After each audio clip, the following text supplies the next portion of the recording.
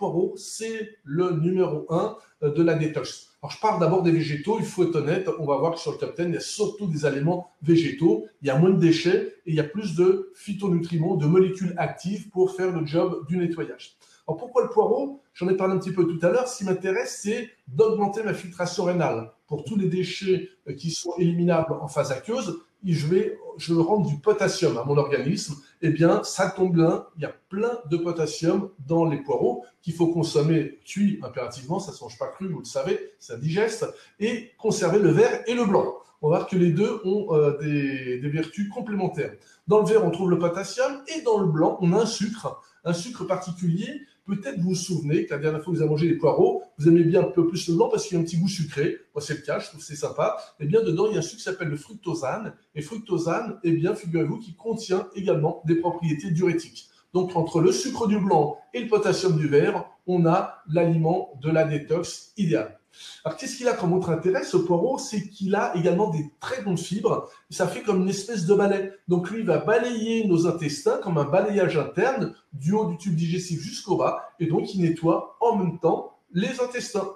Et en plus, c'est sur le gâteau, comprenez pourquoi je l'ai pris en numéro 1, il contient des molécules soufrées, comme les aliacées, comme l'ail, l'oignon, l'échalote. Et souvenez-vous, si vous m'écoutez depuis le début, autrement il faudra réécouter pour ceux qui ont pris en cours de route, le soufre est fondamental pour la sulfoconjugaison, donc pour le foie, pour emballer les déchets. Donc le poireau, il travaille au niveau des reins, il travaille au niveau du foie, il travaille au niveau des intestins. Là, on ne peut pas faire mieux. Le 2, c'est le céleri. On est dans l'hiver, donc il y a du poireau, il y a du céleri. Vous voyez que la soupe, elle a du bon sens, les soupes des anciens, a du bon sens à ce niveau-là, parce qu'on peut mettre tout ça dans la même gamelle. Si vous faites, qui m'écoutez, tout ça dans la même gamelle, c'est la soupe, pas de problème. On ne fait pas bouillir trop vite, on ne met pas l'autocuiseur avec le bouchon, parce que là, on est à 140 degrés, on détruit une partie des micronutriments, c'est un peu dommage, et on boit l'eau. Donc c'est pour ça que la soupe est intéressante, parce que tous ces minéraux, comme le potassium, sont hydrosolubles. Donc si on le fait cuire vapeur et qu'on jette l'eau, c'est un peu dommage. Donc là, il vaut mieux cuire dans l'eau et conserver l'eau, ou la boire le bouillon, ou le mélanger sous forme de soupe. Le céleri, j'en ai un petit peu plus vite, riche en potassium, donc toujours intéressant pour les reins, traditionnellement utilisé pour régler les problèmes de gouttes.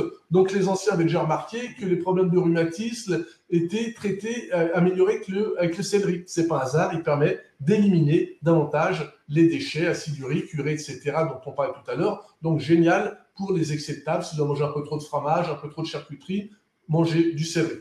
On peut même l'utiliser, du reste, le céleri, en phytothérapie, on utilise les graines et on fait des infusions avec. Troisième aliment du top 10 détox de la préfète, ou autre, mais là, à l'époque où on parle de la préfète, le pissenlit. Le pissenlit, c'est un peu comme le poireau, il travaille à tous les étages. Pissenlit, il travaille, on comprend déjà qu'il y a le mot pisse, c'est peut-être un moyen mnémotechnique de nous rappeler qu'il travaille également au niveau rénal, diurétique, donc il fait pisser davantage, mais il agit aussi sur le foie. On utilise même en teinture mère le taraxacum, donc le pissenlit est utilisé justement pour activer les fonctions hépatiques qui fonctionnent mieux, il a plus d'énergie et il va mieux éliminer. Il agit également au niveau du flux biliaire, donc on a un flux biliaire plus important, ça fait baisser donc les déchets, et en particulier, on n'a pas parlé tout à l'heure des déchets des lipides, j'ai parlé des corps cétoniques, mais j'ai oublié que le cholestérol en excès est également un déchet. Eh bien, le pissenlit permet d'éliminer davantage le cholestérol, et il est comme le poireau, il a un peu des fibres, enfin il a des fibres, donc il va également travailler au niveau intestinal. Pissenlit en salade, pissenlit cuit, ça se fait aussi. Si on respecte les cuissons, on ne perd rien au niveau des nutriments.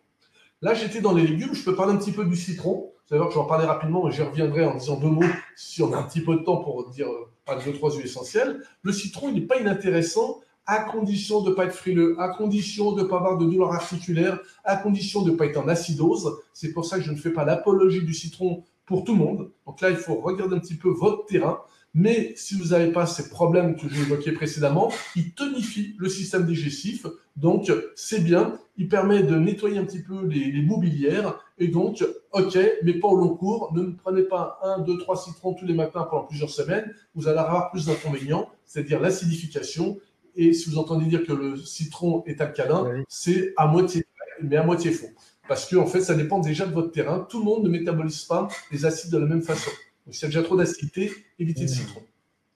On a l'ananas que j'aime bien en aliment intéressant. C'est pas un aliment d'hiver, enfin, il n'y a pas de chez nous, mais si on accepte dans son marché de prendre quelques aliments qui ne sont pas des produits locaux, on peut faire une exception avec l'ananas parce qu'il contient une molécule qui m'intéresse beaucoup dans cette saison, qui est la broméline. Et la broméline, elle facilite la digestion des protéines. Donc, c'est pas un hasard si dans la cuisine asiatique, on trouve du poisson avec de l'ananas ou du poulet avec de l'ananas. Ça permet de mieux assimiler des protéines et donc d'avoir moins de déchets. Parce que ce qui est mal assimilé, ça augmente les déchets. Ça augmente les sécrétions digestives. Donc, très bon, mais à condition que ce soit de l'ananas frais.